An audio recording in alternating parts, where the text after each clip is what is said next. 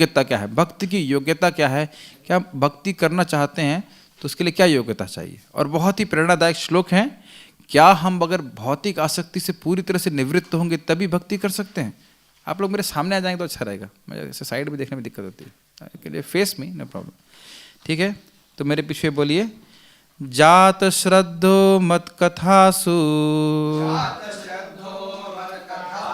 निर्विन्नः सर्वकर्मसु वेद दुखात्मकान् कामान् परित्यागेऽप्यनीश्वरे ततो भजेत मां प्रीतः श्रद्धालुर्दृढनिश्चयः जुषमाणश्च तान् कामान् दुखोदर्कांश्च गर्हयन्। भगवान कृष्ण इस श्लोक को उद्धव जी को बता रहे हैं और बता रहे हैं कि भक्ति में आने की प्रारंभिक योग्यता क्या है। ऐसा नहीं है कि ये अवस्था भक्ति में हमेशा बनाए रखनी है, भक्ति में प्रवेश करने की प्रारंभिक अवस्था क्या है। इससे पहले कि हम इस श्लोक में जाएं, मैं एक सिद्धांत बता दूंगा, फिर इसको इस श्लोक के द्वारा बड़ी आसानी से आप समझ सकते हो। जो लोग बहुत आसक्त हैं उनके लिए कर्म मार्ग होता है, और जो लोग बहुत निरासक्त होते हैं उनके लिए ज्ञान मार्ग होता है। जो लोग बहुत विरक्त होते हैं, उस विरक्ति से क्या होता है, वो जगत से तो विरक्त हो जाते हैं लेकिन हृदय कठोर हो जाता है। जैसे मान लीजिए कोई व्यक्ति सूखा केवल फल खा रहा है या केवल और कोई तपस्या कर रहा है जिसका भगवान से कोई संबंध नहीं है, तो वह व्यक्ति का हृदय कठोर हो जाता है। ये श्रीला विश्वनाथ चक्रवर्ती ठाकुर जी अपनी टीका में जो भक्ति रसामृत सिंधु के उस पर बताते हैं। तो क्या करना है, भक्त की क्या योग्यता है, ना तो वो जगत से बहुत आसक्त है और ना वो जगत से बहुत निरासक्त है। वो कृष्ण से इतर, कृष्ण से अलग कोई तपस्या नहीं करना चाहता। जो भी तपस्या है उसका उद्देश्य कृष्ण को प्रसन्न करने के लिए होना चाहिए। और क्या होगा, बहुत ध्यानपूर्वक सुनिएगा, बहुत ही सूक्ष्म बात है। भगवान जो भी उसकी भौतिक जगत में आसक्ति है उसको वो अलग से काटने का प्रयास नहीं करता। जो उसकी भगवान में आसक्ति जितनी भी है, जैसे आप देख रहे हैं जात श्रद्धा मत कथासु, उसको समझाऊंगा, तो वो भक्ति करता है। तो भक्ति करने से भगवान में आसक्ति बढ़ती है और हृदय भी पिघलता है, हृदय कठोर भी नहीं होता। जगत से वैराग्य अपने आप हो जाता है और भगवान से आसक्ति भगवान से आसक्त होने के कारण जगत से वैराग्य अपने आप हो गया और उसको हृदय भी शुष्क नहीं हुआ। ये बात आप समझ पा रहे हैं? ज्ञानी का हृदय बड़ा शुष्क हो जाता है। आप देखिए, हमारे आश्रम में एक भक्त आए, उन्होंने भक्तों को प्रसादम लेते हुए देखा तो उन्होंने कहा, अरे मैं तो बिगड़ जाऊंगा। वो ये समझ नहीं पा रहे कि भगवान का प्रसाद लेने से कितना लाभ होता है। मैंने कहा, क्या कम तपस्या है? सुबह उठिए, नाम जप करिए, करके तो देखिए। तो वो लाइफ टाइम ऑफर दिया था उन्होंने, वो ऑफर 4 दिन में समाप्त हो गया। बोले मैं जिंदगी भर रहूंगा, तो जिंदगी उनकी 4 दिन में समाप्त हो गई। तो वो इस जगत से विरक्त होना चाहते हैं, यहाँ तक कि भक्तों से भी विरक्त होना चाहते हैं। अगर आप भक्ति योग सुने होंगे तो महाराज जी बताते हैं कि कुछ लोग इतने विरक्त होते हैं कि भगवान की से और भगवान की कथा से भी विरक्त हो जाते हैं। इसमें क्या, ये सब माया है, ऐसा करके बोलते हैं। तो इस प्रकार से उनका हृदय कठोर हो जाता है। तो ये जो है भक्ति की योग्यता नहीं है। तो भक्ति की योग्यता ये है कि वो ना तो बहुत आसक्त है और ना बहुत निरासक्त है। अब इस प्रकार से हम यहाँ पे देख रहे हैं जगत में किस प्रकार से भगवान ये भक्ति की योग्यता को समझाएंगे। पहले शब्दों को देख लीजिएगा, कुछ शब्दों का तुम्हें समझ में आ रहा है और बाद में आप समझ जाओगे। जात श्रद्धो मत कथासु, श्रद्धा का मतलब है टेस्ट। वो भक्तों का संग प्राप्त किया, उसको टेस्ट लग गया कथा सुनने का, ठीक है। निर्विण्ण सर्व कर्मसु, निर्विण्ण मतलब होता है उदासीन। सर्व कर्मसु का अर्थ होता है वर्णाश्रम के कर्म, जिनको बताया जाता है कि आप इसे करिए ताकि स्वर्ग की प्राप्ति होगी। सारी चीज़ कुछ टीका में ही बताया जाएगा। लेकिन वो समझ गया भाई स्वर्ग की प्राप्ति करने से, स्वर्ग की प्राप्ति करने में कोई उसकी रुचि नहीं है। जो अन्य कर्मकांडी लोग खूब मेहनत करते हैं, किस लिए मेहनत करते हैं? स्वर्ग प्राप्ति करने के लिए। तो वो खत्म हो गया, वो नहीं करना। भगवान को चाहता है, वो समझता है कि वेद में जितने भी नियम बताए गए हैं कर्मकांड के, वो अंततः दुख का ही निर्माण करेंगे। याद पता है ना, कर्मकांड करने से धीरे धीरे बुद्धि समझ में आती है कि भाई मैं सुखी नहीं हो सकता, अंततः ये सब नश्वर बेनिफिट्स हैं। ये बात समझ में आ गई है और भगवान की कथा में भी श्रद्धा भी आ गई है भक्तों का संग प्राप्त करके। कामान परित्यागे अप्य अनीश्वरे, अनीश्वर, ईश्वर मतलब क्या होता है? कंट्रोल, लेकिन काम का पूरी तरह से परित्याग करने में वो समर्थ नहीं है। आप समझ पा रहे हैं हर साधक की स्थिति है कि नहीं, चाहे वो ब्रह्मचारी आश्रम में हो चाहे गृहस्थ हो, किसी भी आश्रम में हो, कुछ ना कुछ काम रह जाता है जिसको हम तुरंत नहीं त्याग पाते। लेकिन ऐसा नहीं कह सकते कि आपको कथा में रुचि नहीं आ रही। सच बोल रहा हूँ भाई, बहुत कोई बुरी बात नहीं हो सकता। नींद की इच्छा हो, खूब सोना ही है, कुछ खाना है बहुत ज़्यादा, ईटिंग भाई मीटिंग छोड़ दिया कोई बात नहीं, ईटिंग स्लीपिंग में हो, या कुछ यश पाने की इच्छा हो, जानते हैं ये सब अच्छा नहीं मेरे लिए। या कभी कभी से कुछ भक्त होते हैं क्रिकेट देखने की इच्छा हो जाती, जानते हैं सब भक्ति में नहीं करना चाहिए, लेकिन फिर भी अकस्मात हो जाता है। तो इस प्रकार से ये सारी बातें आएंगी। और ये इंक्लिनेशन बहुत ज़्यादा नहीं है उनका, थोड़ा सा है, पूरी तरह से उससे त्याग नहीं पाए हैं। ये स्थिति एक साधक की शुरुआत में, अब सब जानते हैं, सब किसी प्रकार की होती। आप लोग हाँ नहीं बोल रहे होता है कि नहीं? आप ऐसा नहीं कह सकते कि ऐसा नहीं होता है सभी की स्थिति इस प्रकार से होती है। तो भगवान कह रहे हैं ततो भजेत माम प्रीतः। इसका अर्थ ये नहीं है कि भगवान आपसे घृणा करते हैं, कहते हैं तुम सुखी रहो, यथा योग्य जो तुम्हारा क्या कहते हैं जो भोग मिल रहा है उसे स्वीकार कर सकते हैं, लेकिन इसका अर्थ ये नहीं कि हम भगवान की भजन नहीं कर सकते। और क्या श्रद्धालु दृढ़ निश्चय, वो दृढ़ निश्चय है कि भगवान का भजन करना ही है, चाहे कुछ भी हो जाए। इसकी चर्चा आप आगे करेंगे। और भगवान की कथा में और भक्ति में ही श्रद्धा है, साधना के रूप में उसकी भक्ति में ही श्रद्धा है। और साध्य क्या है? कृष्ण प्रेम, ये भी पता है, भले ही इस समय अपने काम को नहीं त्याग पा रहा। दैट मीन्स प्रभुपाद इंग्लिश में बोलते हैं one should not be resentful to the principle even if he cannot follow it. ये भावना, विद्रोह की भावना नहीं होनी चाहिए कि क्या ये भक्ति मुझे कोई नियम पालन करने ही नहीं है। भले ही उसको वो प्रयास कर रहा है, नहीं कर पा रहा, वो आगे की बात है। तो भगवान ऐसे व्यक्ति से कोई घृणा नहीं करते, डांटते नहीं है। आप देख रहे हैं ततो भजेत मेरी माम प्रीता, कोई बात नहीं, ऐसी स्थिति में हो क्यों भजेता, क्योंकि आगे के श्लोकों में बताया जाएगा कि भगवान की कथा से ही जितनी भी भौतिक आसक्ति वो अपने आप समाप्त हो जाएगी। ये समझ में आ रहा बात?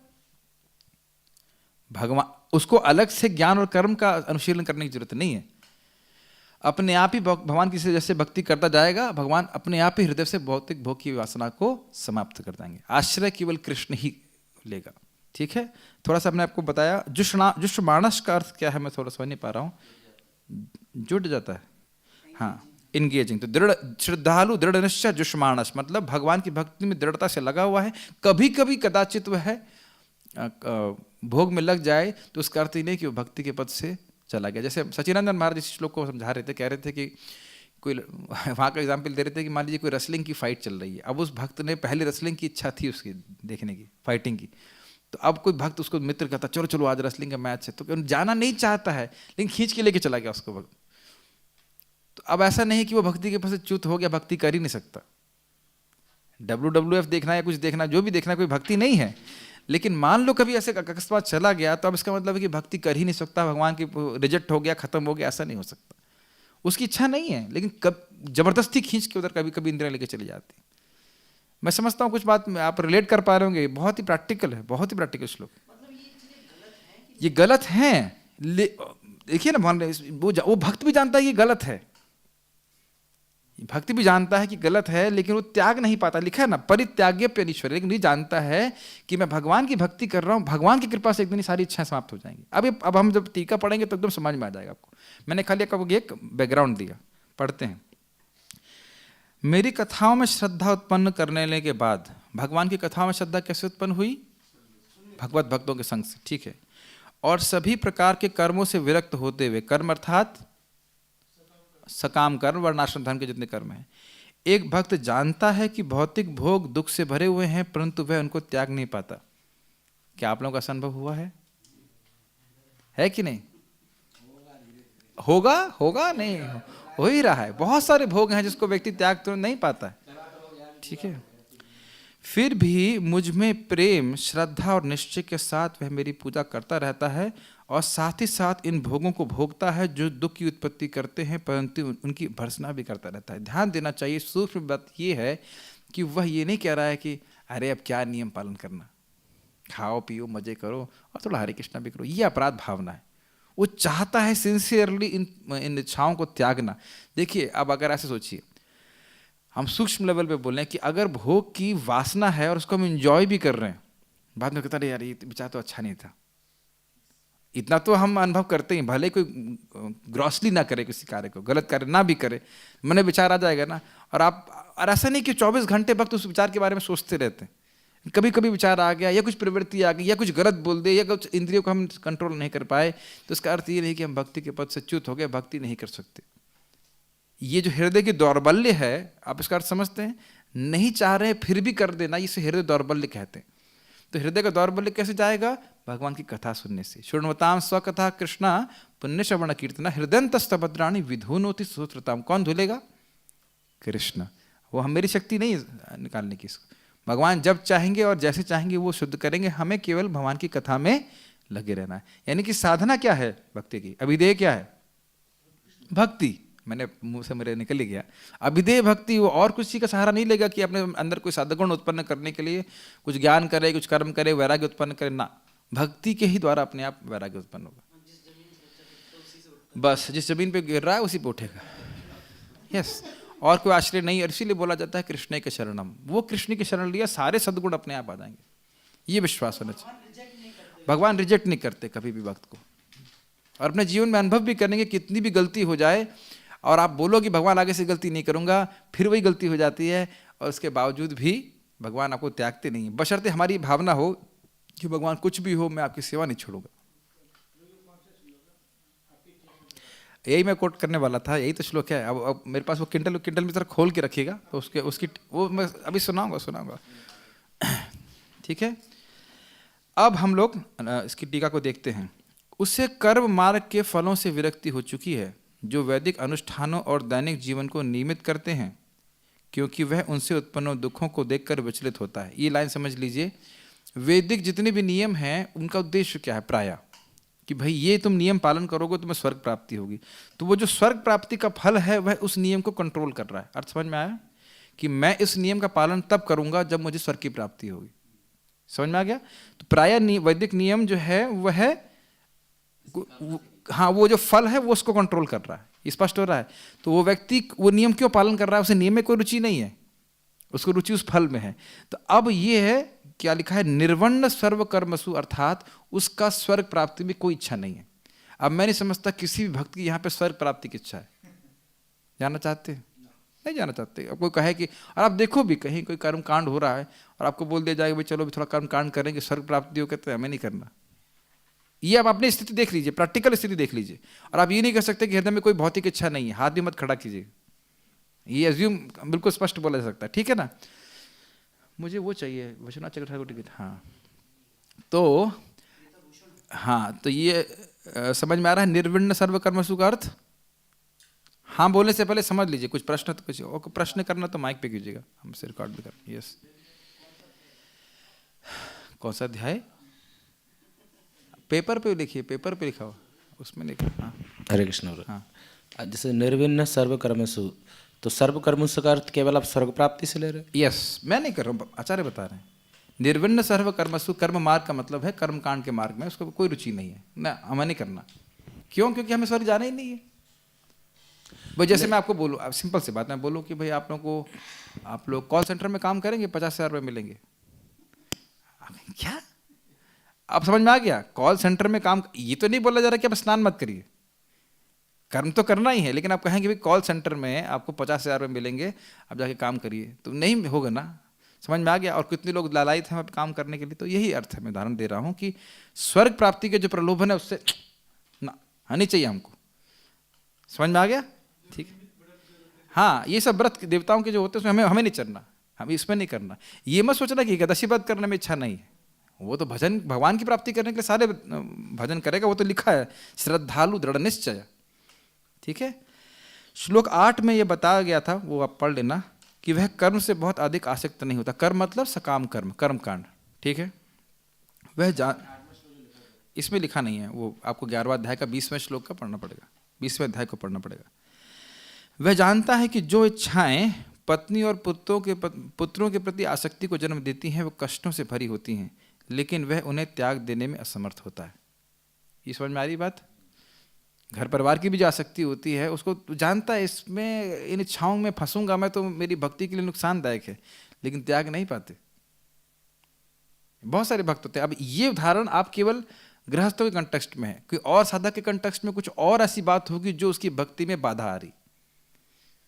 देखो, हम लोग भक्ति करते हैं, हम जानते हैं कि कुछ भक्ति की क्रियाएं हैं जो हमको भक्ति बढ़ाती हैं, और कुछ ऐसी चीज़ें भी हैं जो हमारी भक्ति को कम करती हैं।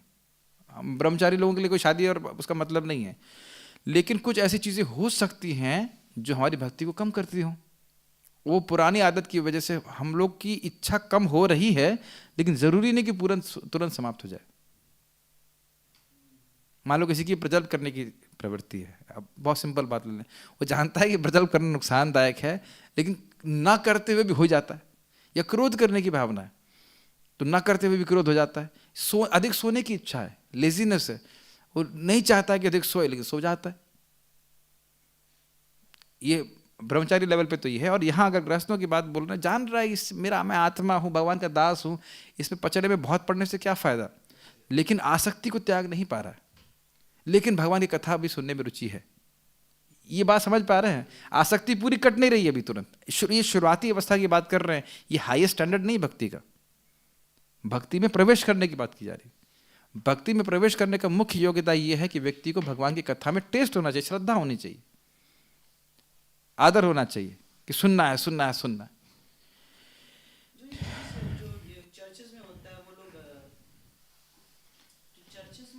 वो लोग तो क्या सुबह संडे को जाके सारे अपने पाप बता देते, उनको एक तरह से वो दुख होता है। यस, नहीं, कोई दुख नहीं होता, कोई दुख नहीं होता ना। ये बहुत अच्छी बात उन्होंने बोली है, ये ध्यान देना, अभी आगे आएगा क्लियर कि ऐसा नहीं है कि वो बिल्कुल बेशर्म हो गया है। अभी पढ़िएगा, समझ में आ जाएगा। ठीक है, ओके। ऐसी परिस्थिति में आने के बाद वह निश्चय करता है, परिवार के लिए मेरा लगाव नष्ट हो जाए या बढ़ जाए कोई बात नहीं। लाइन क्लियर है, क्या होता मुझे मतलब नहीं। मेरी पूजा में लाखों बाधाएं आएं या नष्ट हो जाएं, अगर मैं इन इच्छाओं को रखने के कारण अपराध किया हूं तो मुझे नरक में जाने दो, लेकिन मैं भक्ति नहीं छोड़ूंगा।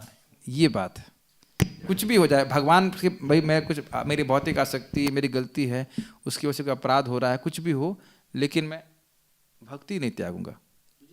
और उसके अलावा अभी एक लाइन और पढ़ लेंगे तो क्लियर हो जाएगा, पढ़ लीजिए, फिर मैं प्रश्न लेता हूँ। यदि ब्रह्मा व्यक्तिगत रूप से आकर भी मुझे आदेश देता है तो भी मैं कर्म या ज्ञान को स्वीकार नहीं करूंगा। ये बात समझ में आ रही है? ये हल्की बात मत लीजिए कि बस भक्ति ही करना है और कोई साधन नहीं है, और कोई साधन मुझे सिद्धि नहीं दे सकता, केवल भक्ति ही करना है, भगवान की कथा करनी है। क्या है? कृष्ण भक्ति कैला सर्व कर्म कृत होए, दिस इज श्रद्धा। श्रद्धा शब्द कहले सुदृढ़ निश्चय, कृष्ण भक्ति कैले सर्व कर्म कृत होए। कहोगे नहीं भाई, आप माइंड को शांत करने के लिए कुछ और करिए, काम वासना को कंट्रोल करने के लिए कुछ और करिए। नहीं, कुछ और नहीं करना है, भगवान की कथा ही सुनना है और कुछ नहीं करना है। इसमें छोटा पॉइंट ये है कि जब भक्ति कमजोर होती है तो थोड़ा थोड़ा ज्ञान वैराग्य मदद करता है। जैसे एक पेड़ उगता है शुरुआत में तो उसके हम बाढ़ लगाते हैं, लेकिन जब पेड़ बहुत बड़ा हो जाता है तो वही बाढ़ उसके लिए नुकसानदायक हो जाती है। तो भक्ति ज्ञान और वैराग्य पे आधारित नहीं होती। शुरुआत में हम थोड़ा ज्ञान वैराग्य सुनते जरूर हैं कि तुम शरीर नहीं हो, आत्मा हो, लेकिन इसका भक्ति से कोई संबंध नहीं है। आत्मा और अनात्मा का बोध है, ये ज्ञान होता है, लेकिन इसका भगवान से कोई संबंध नहीं। कल भी हमने चर्चा किया था, मय्येव मन आधस्व में, श्लोक जानते हैं आप लोग। भगवान कहते हैं मुझ में ही मन लगाओ, मतलब आत्मा और अनात्मा का बोध भी देखने की जरूरत नहीं है कि मैं शरीर नहीं आत्मा, वो खुद तुम मुझ में मन लगाओगे, अपने आप सारात्म ज्ञान प्राप्त हो जाएगा। तो वही बात है, एक नाक को ऐसे पकड़ रहे हैं, घुमा के पकड़ रहे हैं, अर्थात कृष्ण में मन लगाना है, कृष्ण को संतुष्ट करना, ये मेरे जीवन का लक्ष्य है। और जो भी मेरे लिए आवश्यक होगा और जब भी मेरा हृदय शुद्ध होगा, भगवान की कृपा से हो जाएगा। मैं उनकी श्रद्धा से उनकी कथा सुन रहा हूँ, यही लक्ष्य है, यही साधना है। अर्थात साधना क्या है? भक्ति। और साध्य क्या है? भक्ति। अब चाहे भगवान स्वयं मेरे जीवन में बाधा डालें, लेकिन भक्ति ही करूंगा मैं। जिद पकड़ ली, आग्रह यही है और यही करना है बस। यस, कुछ पूछ रहे थे आप? पूछ रहा था, जैसे ये जो लाइन है, परिवार के लिए मेरा लगाव नष्ट हो जाए या बढ़ जाए, इसको क्लियर नहीं हो रहा थोड़ा। देखिए, जब हम कोई अपराध करते हैं तो उससे भौतिक वासनाएं बढ़ सकती हैं। तो अगर आप इसको इस तरह से ना लेकर कैसे लीजिए, हम नाम जप कर रहे हैं तो कह अरे भाई तुम अपराध करोगे तो भौतिक भोग बढ़ जाए। अरे बढ़े या कम हो, अरे ये नरक जाना, नरक जाऊं या स्वर्ग जाऊं या भगवान दाऊं, उससे मतलब नहीं है, नाम करना नहीं छोड़ूंगा।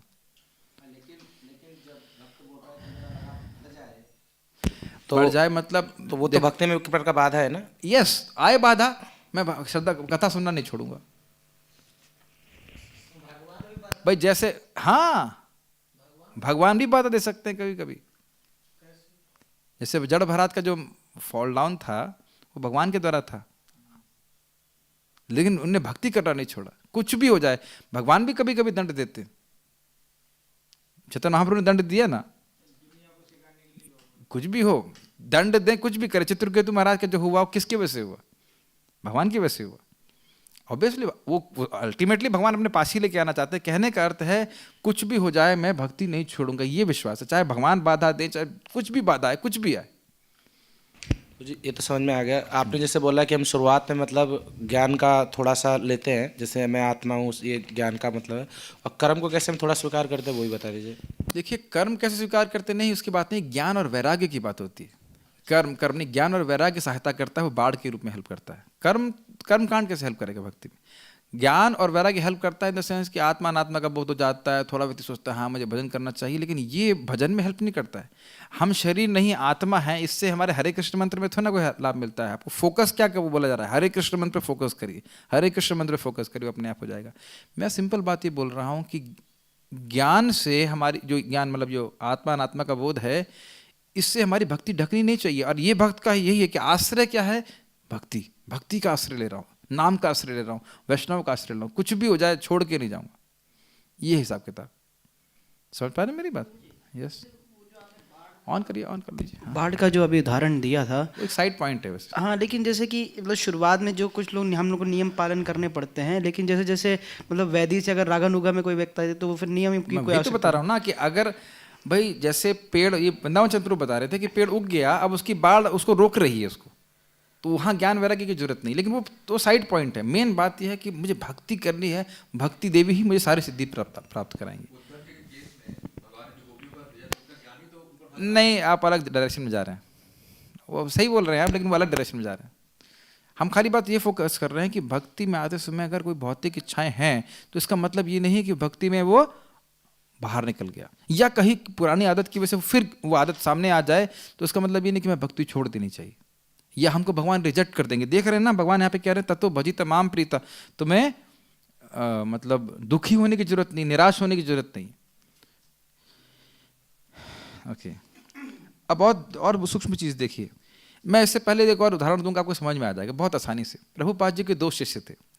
एक शिष्य ने प्रभुपाद जी को लेटर लिखा कि प्रभुपाद जी मैं 4 नियमों का पालन करना चाहता हूँ, लेकिन बहुत प्रयास करने फिर गिर जाता हूँ।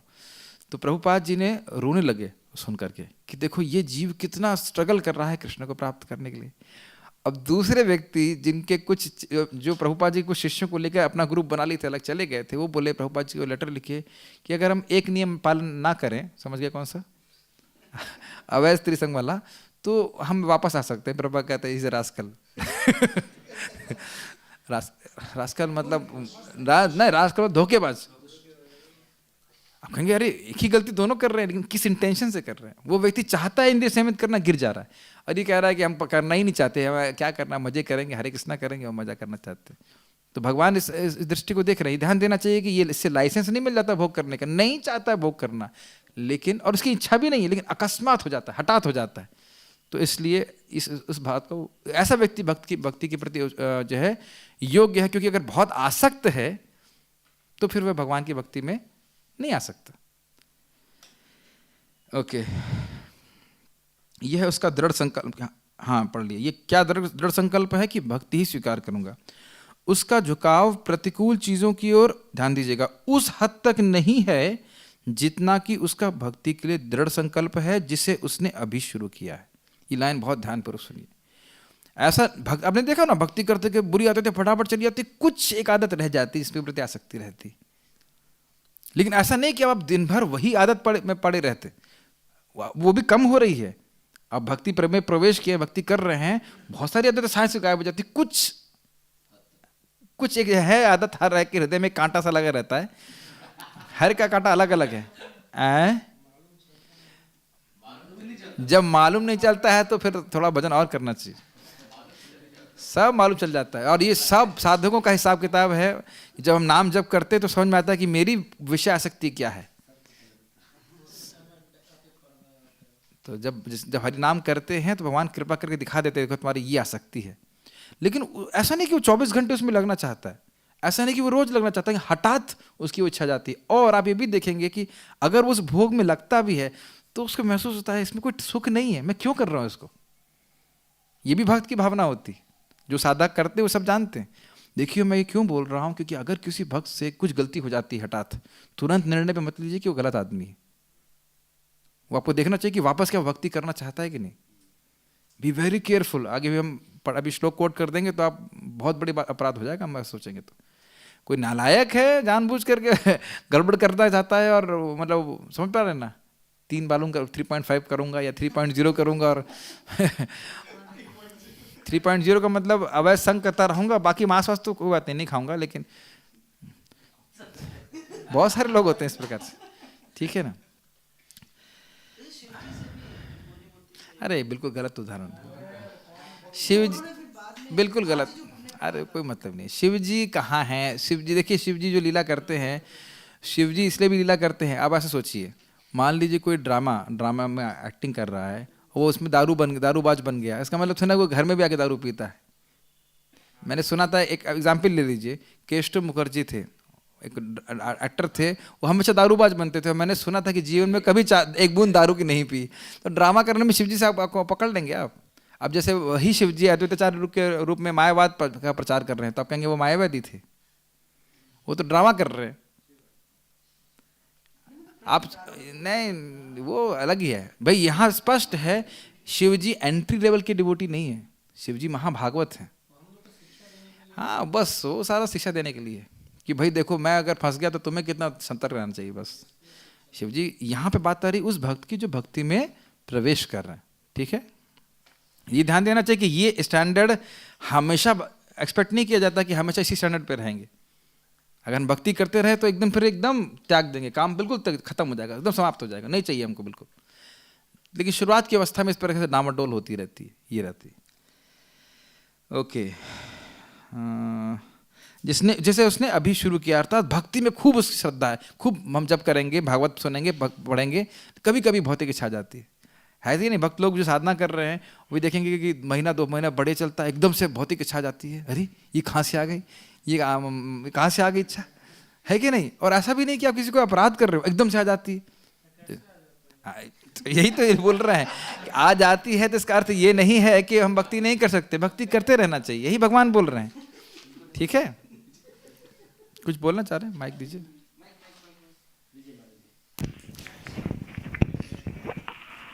वो बहुत लंबे उदाहरण इसके लिए मत दीजिएगा, समझ गए बस। हाँ बोलिए। जैसे आप बोले ना, भक्त कितना भी कुछ हो जाता है वो भक्ति नहीं छोड़ता। Yes. जैसे अजामिल ने क्या नहीं किया, फिर मतलब वो भक्ति ही कर रहा था, क्योंकि उसको पता चला कि भक्ति करने से। नहीं, ये अजामिल का उदाहरण भी ऐसा,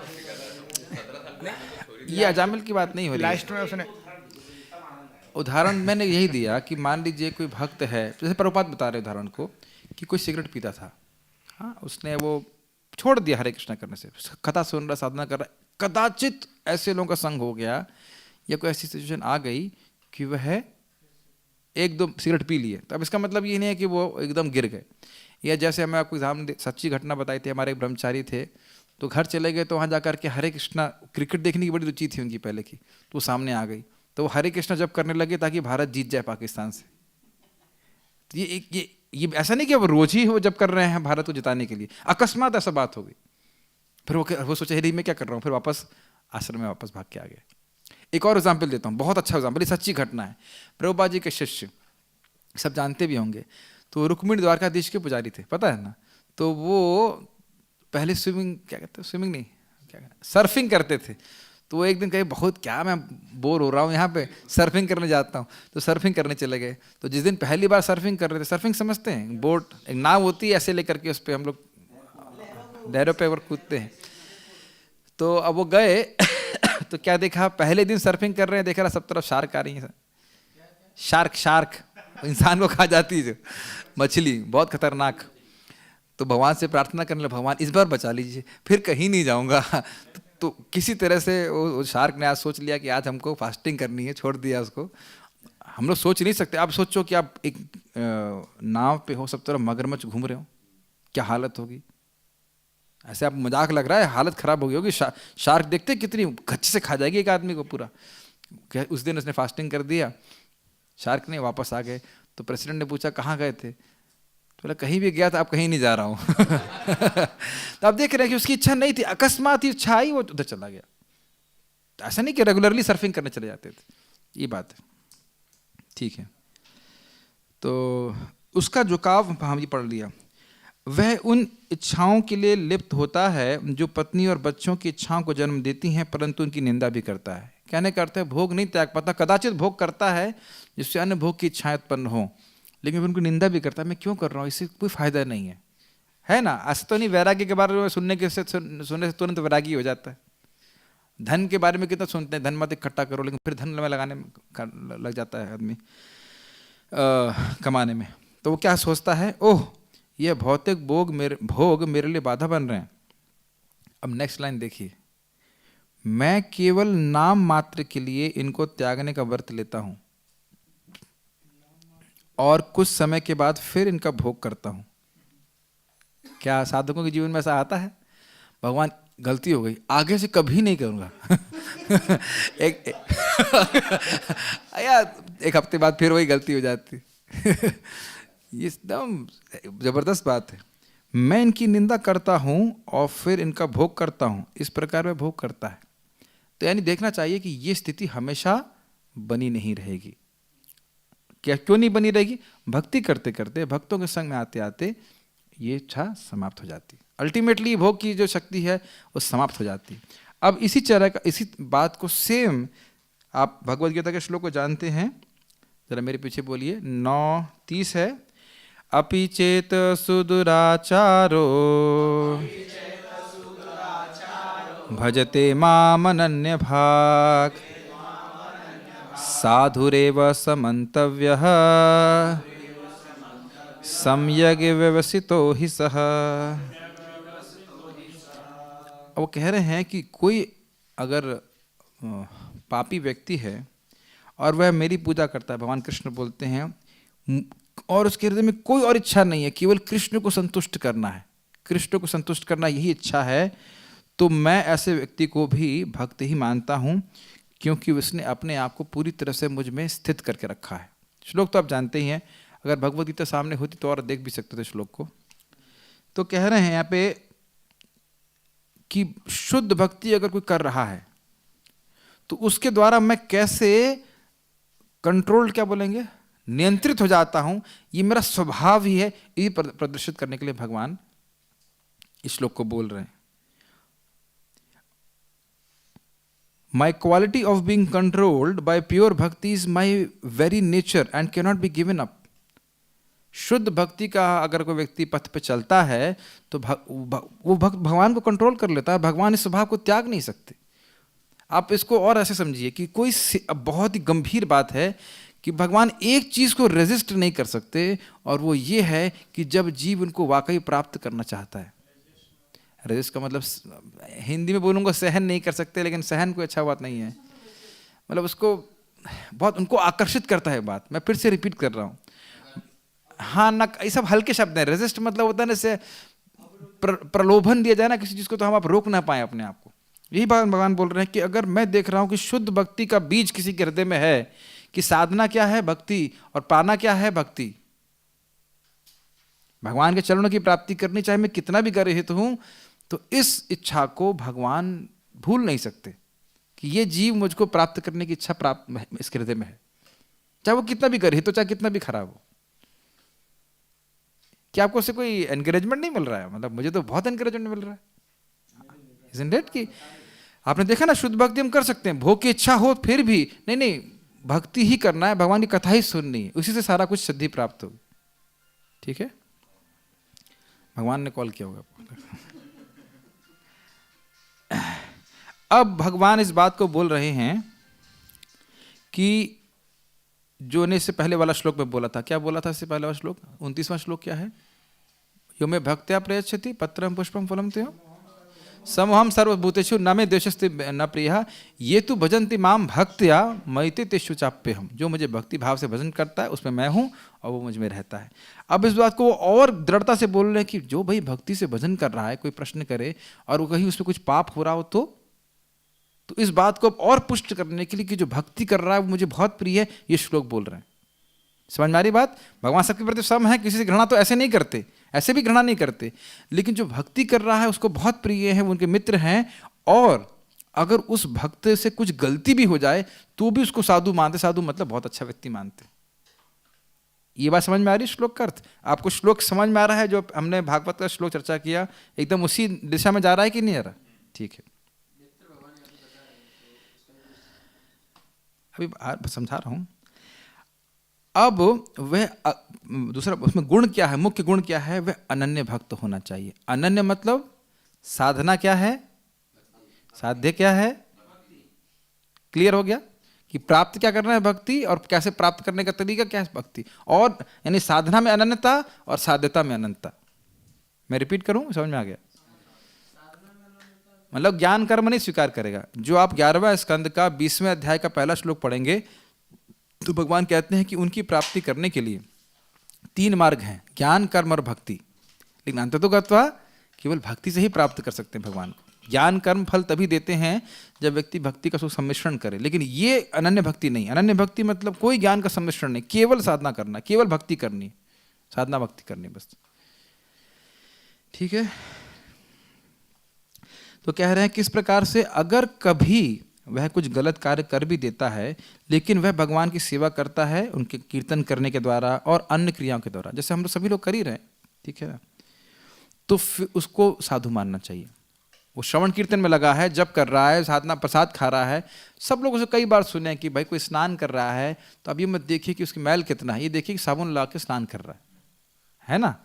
तो अगर वो जब कर रहा है, भक्ति कर रहा है, साधना भक्त को कर रहा है, तो समझ लेना चाहिए कि एक दिन जाकर के वो शुद्ध हो ही जाएगा। और खुद को भी सोचना चाहिए, ये नहीं सोचना चाहिए कि 10 साल हो गया, 20 साल हो गया, 30 साल हो गया, उससे कोई मतलब नहीं है। आप किस भावना से कर रहे हो उससे फर्क पड़ता है। और भगवान पहले दिन से इसको साधु मान रहे हैं।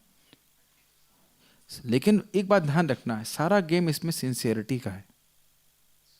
सिंसियरिटी का मतलब है धोखेबाजी नहीं, निश्चलता, निष्कपटता, विदाउट डुप्लिसिटी। बहुत अच्छे शब्द हैं सब, कोई धोखेबाजी नहीं है। सिंसियर का मतलब होता है विदाउट वैक्स, बिना मोम के बिना, मोम के बिना। सचिनंदन महाराज बता रहे थे कि जब मार्बल बेचा जाता था यूरोप में तो कभी कभी उसमें दरार होती थी, तो उस दरार को भरने के लिए मोम लगा दिया जाता था। मोम सफ़ेद होता है ना, लेकिन आप जानते हैं गर्मी में क्या होगा तो जो कपटी है वो थोड़ी कष्ट आएगा तो सब भक्ति छोड़ देगा। यहाँ हम क्या देख रहे हैं, दुख आए सुख आए कुछ भी हो, भक्ति नहीं छोड़ना, ये कन्विक्शन।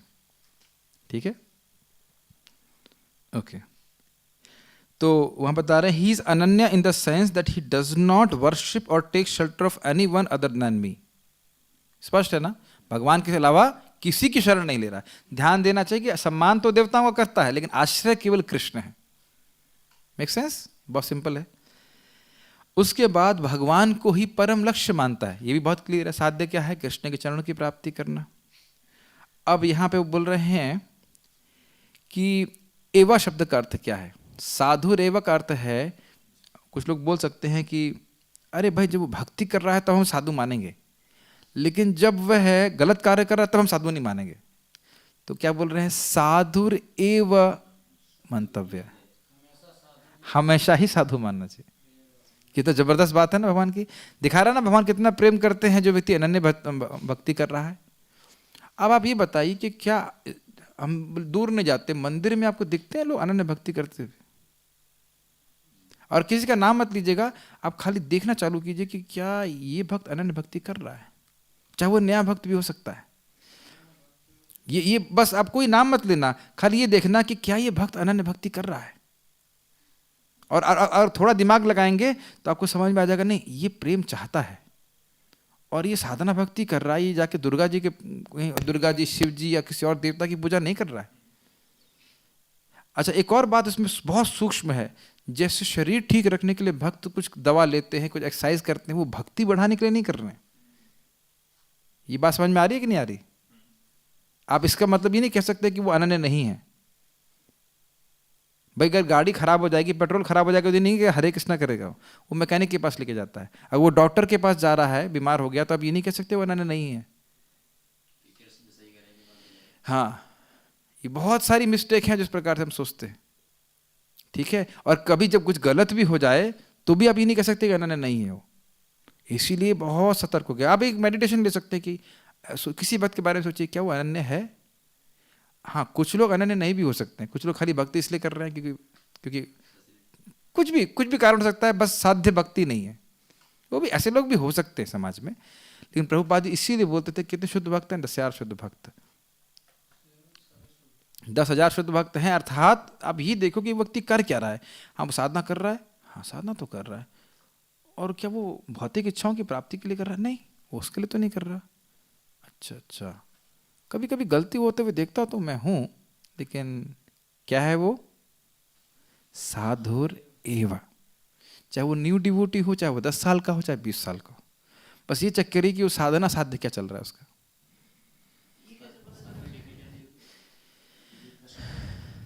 ये कैसे पता चलेगा उनका कोई अल्टीरियर मोटिव नहीं है? जब हमारा अल्टीरियर मोटिव नहीं होगा तब। It takes one to know one. जैसे मैं चोर हूं तो मुझे सब लोग चोर दिखाई पड़ेंगे, है कि नहीं? ये बस बिल्कुल, अगर हम चोर हैं तो हम सभी सब चोर दिखाई पड़ेंगे। जब बात डिस्क्रिमिनेशन की आती है एक मैनेजर के रूप में, तब किसकी बात हो रही है? Yes, that's all right, we have to protect the interest of the institution but not hate the person. पहली बात, मतलब जो हम मैनेजमेंट में, भाई वो मंदिर में कोई चोरी कर रहा है, कुछ कर रहा है, देखो मंदिर में कोई चोरी कर रहा है तो वो अनन्य भक्त नहीं हो सकता, निश्चित है, ये निश्चित बात है। आप देखिए कि जब ध्रुव महाराज धन चाह रहे थे तो क्या कर रहे थे? ऐसा तो नहीं नारद मुनि जी के आश्रम में गए और वहां से कुछ चुरा के लेके आ गए। नारद जी से वो बोलते हैं कि भाई मैं ईमानदारी से कुछ धन प्राप्त करना चाहता, भगवान नहीं देंगे क्या? दिया भगवान ने। नारद मुनि बोल रहे थे, अरे तुम शांत रहो भाई, तुम क्या छोटे बच्चे हो, तुम्हें शांति हो जानी चाहिए, लेकिन वो नहीं कहने, नहीं हमें चाहिए, हमें चाहिए। तो ईमानदारी से उन्होंने मांगा, दीति ने ईमानदारी से कहा कि भाई मैं चाहती हूँ क्या नाम से, इंद्र का वध करने वाला लड़का, तो उनको व्रत दिया गया, वो ठीक हो गई। अदिति भी इसी प्रकार से चाह रही थी कि जो बलि महाराज उनका सब चला जाए और हमारे बच्चे लड़के जो हैं सब बने। तो आप देख सकते हैं कि अपनी इच्छा प्रकट करने में कपट नहीं किया। ऑब्वियसली यहाँ थोड़ा बात यह है कि उनका साध्य जो है वो कृष्ण प्रेम नहीं था, फिर भी भक्ति अच्छे से करी। एक बार एक भक्त ने मुझे, सीनियर डिवोटी बोल रहा था कि जो अनन्य भाव, मैंने पूछा था इस पर कई बार, वो बोल रहे कि अगर कोई व्यक्ति ने ये मान लिया कि कृष्ण एकमात्र भगवान है ना, और मैं भगवान की सेवा करूँगा, और हो सकता है कि भौतिक प्रलोभनों के कारण अगर उसकी मति ऐसी हो जाती है कि वो चोरी वोरी भी करता है, तब भी उसको मतलब साधु मानना चाहिए। तो क्या अनन्य भाव का मतलब इस तरह बताया? नहीं, देखिए आचार्य स्पष्ट बोल रहे हैं यहाँ पे। हाँ, भगवान पे पूरी तरह से आश्रित है, एक बात नहीं। देखिए भगवान पे आश्रित तो है ही, ये तो हमने अभी पढ़ा। साथ साथ साध्य क्या है, साध्य उसका देखिए। साध्य है, हम लोग, मेरे किसी के नाम मत दीजिए, किसी का मत मत दीजिए। श्री विश्वनाथ चक्रवर्ती ठाकुर जी क्या बोल रहे हैं, एकदम स्पष्ट क्लियर हो रहा है। साधना क्या है उसकी, और साध्य क्या है। चाहे अब इसमें वो, और ये जो हमने 11वां का श्लोक लिया, कभी कभी गलती से उससे कुछ गड़बड़ हो जाता है, तो वो एक अलग बात है। गलती से गलत हो जाना एक अलग बात है, और इंटेंशनली कुछ करना एक अलग बात है। इसमें जो ये वर्ड यूज हुआ है सुदुराचारो, वो भी आएगा, रिलैक्स, अभी उसको समझाएंगे उसका अर्थ क्या है।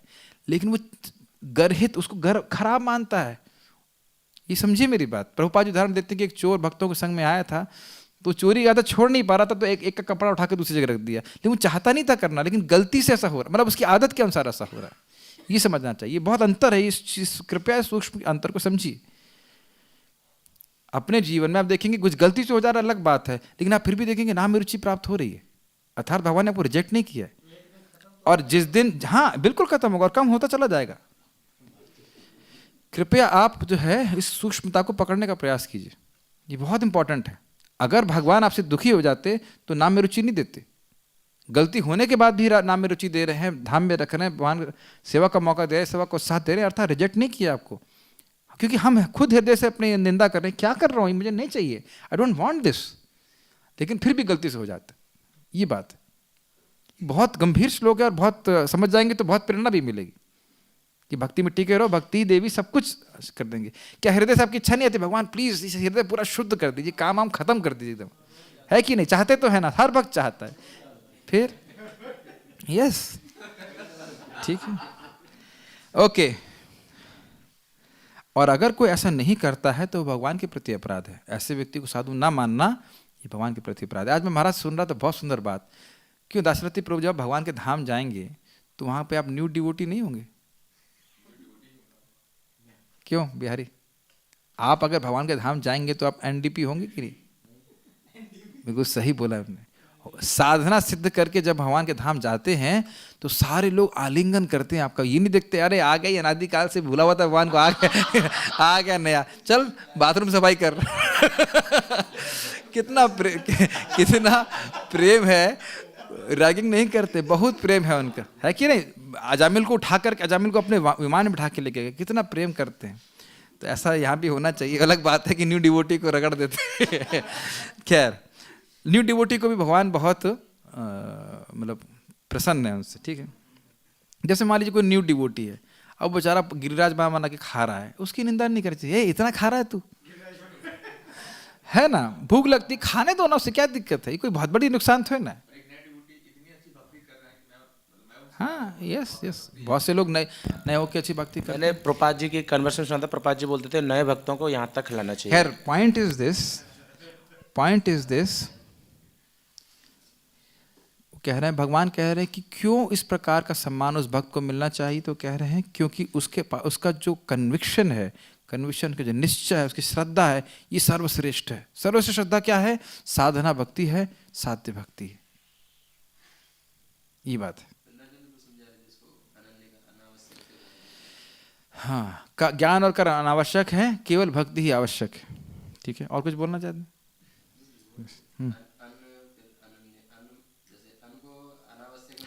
सिंपल सी बात है, ज्ञान और कर्म जो है वो मेरा साधना नहीं है, केवल भक्ति है, और भगवान की प्रेम भक्ति प्राप्ति का मेरा जीवन का लक्ष्य, सिंपल बात, ठीक है। और वो कह रहे हैं कि सम्यक व्यवस्थितः,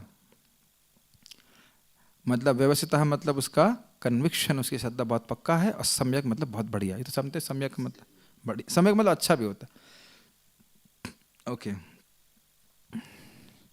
तो वो कह रहे हैं कि जिस भक्त के हृदय में भगवान के प्रति निश्चल भक्ति, एक्सक्लूसिव भक्ति का मतलब एकांतिक भक्ति है, तो उसके अंदर बहुत सारी और गलतियां हो सकती हैं, लेकिन फिर भी उसको महान मानना चाहिए, जैसे चंद्रमा में दाग होते हैं। अब सुदुराचार्य को बलदेव विद्याभूषण जी कहते हैं। अद्भुत बात है कि मैं बलदेव विद्याभूषण जी की टीका को देखना चाह रहा था इस पर, लेकिन कोई बात नहीं, वो भी वही बात बोल रहे थे, हमने सब पढ़ा कि सुदुराचारो मतलब परस्त्री गमन भी कर दे, कभी ये चोरी भी कर दे, एक्चुअली चोरी भी बोलते हैं, थीवरी, एडल्ट्री, और या कभी कुछ और गलत कार्य कर दे, लेकिन ध्यान देना चाहिए कि पुरानी आदतों की वजह से वो कर रहा है। ऐसा नहीं कि अब उसने नियम बना लिया है तो वो नाम अपराध बन जाएगा, मतलब हरे कृष्णा करूंगा और उसके बाद डिस्टर्ब, उसको गलत काम करूंगा, पहले से बना के प्लानिंग करके, वो अपराधी है। लेकिन ये भक्त जो हैं वो नहीं चाहते, वो आपने कई बार, आप देखो मैं क्यों बात कर रहा हूँ, कई बार आप कॉलेज के स्टूडेंट्स को प्रचार करेंगे तो कहते हैं कि प्रभु जी हम जब करना चाहते हैं, जब तो कर भी रहे हैं, हम अपनी इंद्रियों को सहमित नहीं कर पाते। तो यही बात है कि ठीक है, अगर आपसे कभी कभी इंद्रिय सहमित नहीं भी हो रही हैं, फिर भी आप पूरा प्रयास करिए, भगवान की भक्ति करते रहिए, भक्तों के संग में रहिए, भगवान से प्रार्थना करिए, उनकी कृपा से एक दिन ही सब इच्छाएं समाप्त होंगी। ये लाइसेंस नहीं दिया जा रहा है कि गलत काम करना, तो समझ पा रहे हैं? तो दोनों चीज़ आप देख सकते हैं, आचार्य इस प्रकार से टीका लेते हैं। तो भक्ति में आने की योग्यता हमने आज क्या सीखी कि बहुत आसक्त नहीं है और निरासक्त भी नहीं है, लेकिन उसकी श्रद्धा क्या है, भक्ति से ही जो मुझे मतलब सफलता चाहिए वो सब मिलेगी, और मेरी परम सफलता है भगवान श्री कृष्ण की चरणों में प्रेम की प्राप्ति। कोई प्रश्न है इस और कोई डिस्कशन करना चाहते हैं?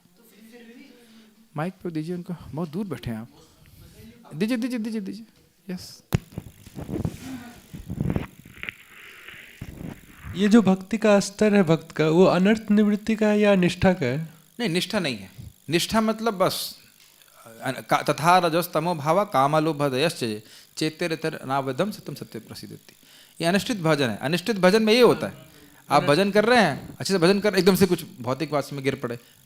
अनिष्ठित मतलब अनस्टेबल, जब छोटा बच्चा चलता है ना, धम्म से गिर जाएगा, थोड़ा थोड़ा चलेगा, सोचेगा मैं चलना सीख गया, सोचे हैं? छोटा बच्चा चलेगा, बड़ा खुश होता है, मैं चलूंगा, धम्म से गिर जाता है, फिर रोता है, फिर वो उठता है, फिर थोड़ी देर चलेगा, फिर धम्म से गिर जाएगा, फिर धीरे धीरे करके हम चलने लग जाते हैं। हाँ, एक और बात बताना चाहता हूँ।